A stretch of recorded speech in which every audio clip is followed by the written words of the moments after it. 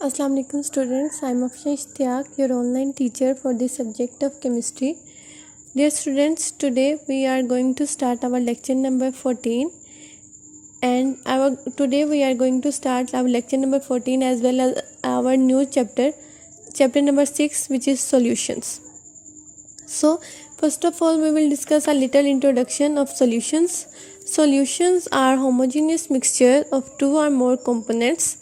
Solutions are formed in three physical states depending upon the physical state of solvent.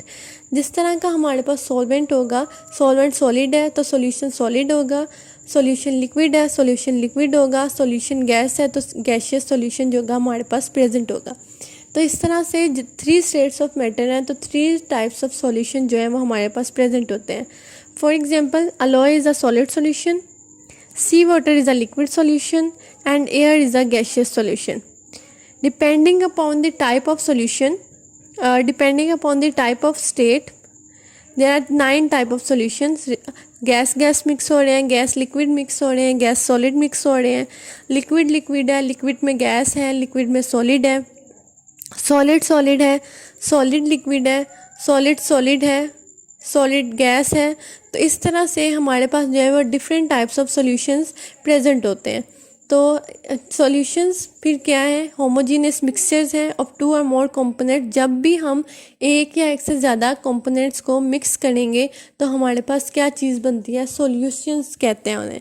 हम एक कोई भी चीज़ है उसके अंदर हम कोई और चीज़ मिक्स कर दें, ठीक है. एक हमारे पास सपोज ए चीज़ है, दूसरी चीज़ बी है, ए और बी को मिक्स कर दें तो हमारे पास क्या बन जाता है? सॉल्यूशन बन जाता है. तो सॉल्यूशंस 3 तरह के हैं: सॉलिड सॉल्यूशंस, लिक्विड सॉल्यूशंस और गैस सॉल्यूशन. जो सबसे ज़्यादा अबंडेंट सॉल्यूशंस होते हैं वो हमारे पास लिक्विड सॉल्यूशंस होते हैं, बिकॉज हमें पता है कि जो हमारी अर्थ है उस पर ऑलमोस्ट सारा का सारा क्या है? पानी है. ओशंस हैं, रिवर्स हैं, लेक्स हैं, स्ट्रीम्स हैं, तो सारा का सारा क्या है? पानी है. तो ज़्यादा सॉल्यूशंस हमारे पास कौन से हैं? लिक्विड सॉल्यूशंस होते हैं. Liquid solutions drop of rain से ओशंस तक अगर हम देखें तो सारे क्या हैं? लिक्विड सॉल्यूशंस हैं. सी है, रिवर्स हैं, लेक्स हैं, ये सारे क्या बनाते हैं? आपके लिक्विड सॉल्यूशंस बनाते हैं. तो अगर आप देखें, sea water is a resource of 92 naturally occurring elements. हमने देखा था कि हमारे पास टोटल 118 एलिमेंट्स हैं जो हम अब तक डिस्कवर कर चुके हैं. उनमें से जो 92 एलिमेंट्स होते हैं उन्हें हम नेचुरली अकरिंग एलिमेंट्स कहते हैं. तो वो जो 92 नेचुरली अकरिंग एलिमेंट्स होते हैं वो कहाँ पे पाए जाते हैं? सी के अंदर, समुद्रों में पाए जाते हैं.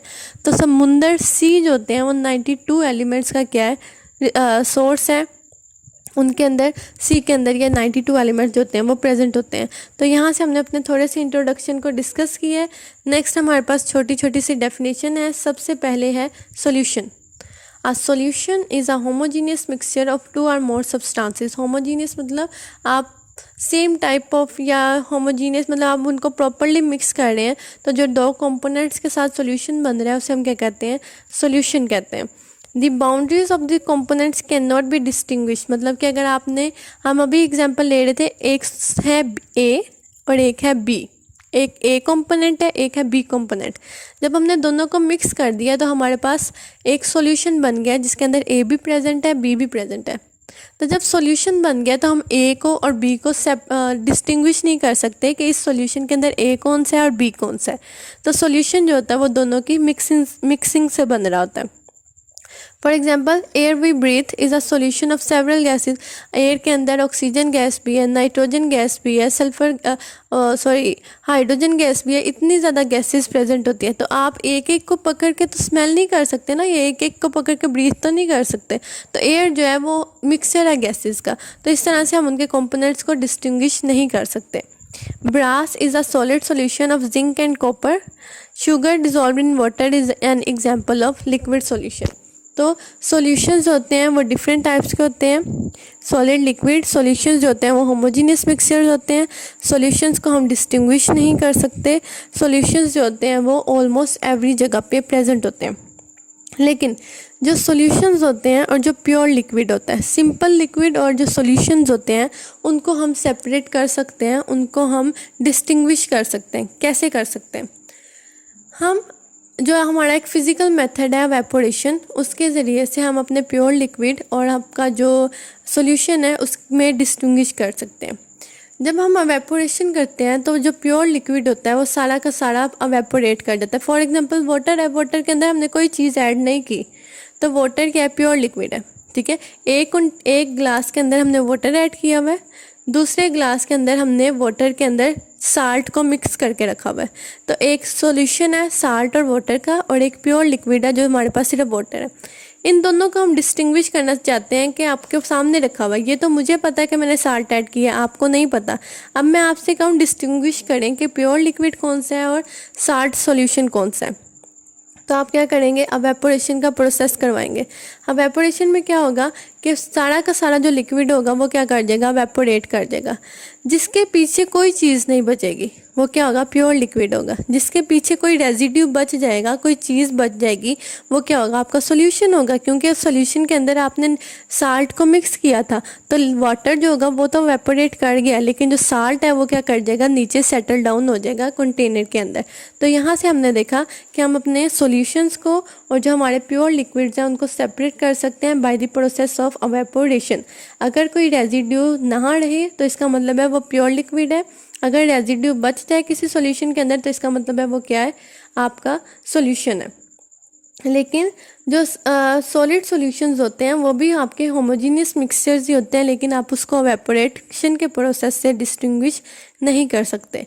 For example an alloy like brass or bronze is also a homogeneous mixture, although it cannot be separated by physical means, yet it is considered as mixtures as it shows the properties of its components and it has a variable composition। इसलिए हम इनको separate तो नहीं कर सकते, इनको हम evaporation तो नहीं कर सकते, लेकिन ये फिर भी हमारे मिक्सचर्स ही होते हैं। यहाँ पे जो है वो हमने अपने सॉल्यूशंस को डिस्कस किया है, इनकी डेफिनेशंस को। नेक्स्ट है हमारे पास एक्वस सॉल्यूशन। एक्वस का मतलब होता है वाटर।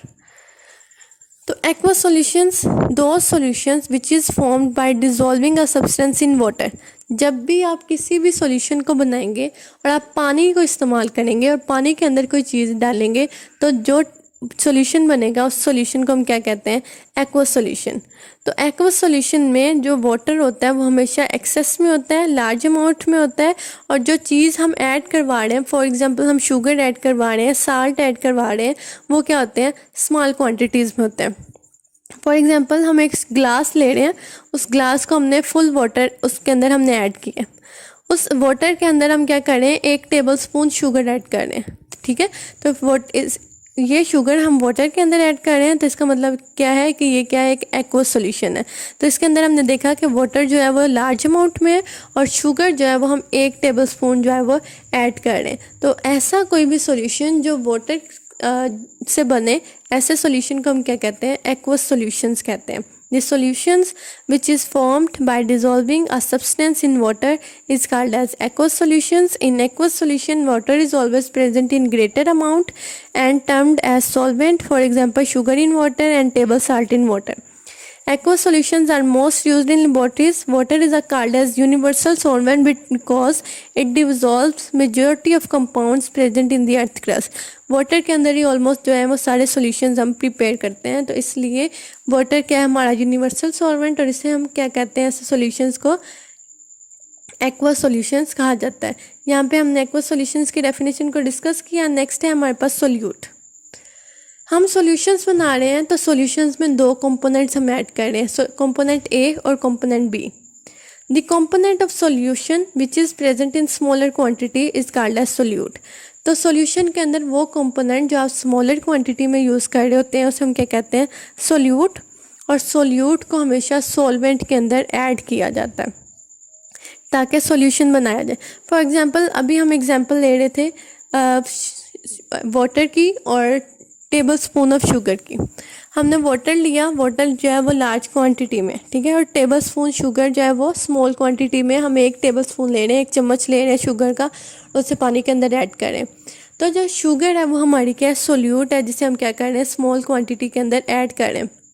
तो अभी हमने देखा सोल्यूट ऐसे सब्सटेंसेस होते हैं जिसे हम क्या करते हैं, वाटर के अंदर डिज़ोल्व करते हैं या सॉल्यूशन बनाने के लिए डिज़ोल्व करते हैं। तो solute are always dissolved in solvents solutes are always present in smaller quantities.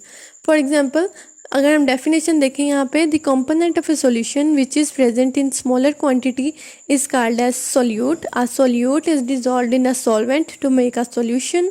For example, salt solution is made by dissolving salt in water. So in salt solution, salt is a solute and water is a solvent. More than one solute may be present in a solution. For example, soft drinks. Soft drinks जो होती हैं हमारी, उसके अंदर major component जो होता है वो वाटर का होता है.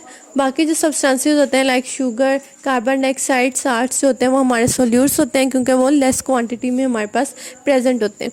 तो यहाँ से हमने सोल्यूट्स की डेफिनेशन को कवर किया है. नेक्स्ट है हमारे पास आपकी नेक्स्ट डेफिनेशन जिसे हम कह रहे हैं सॉल्वेंट.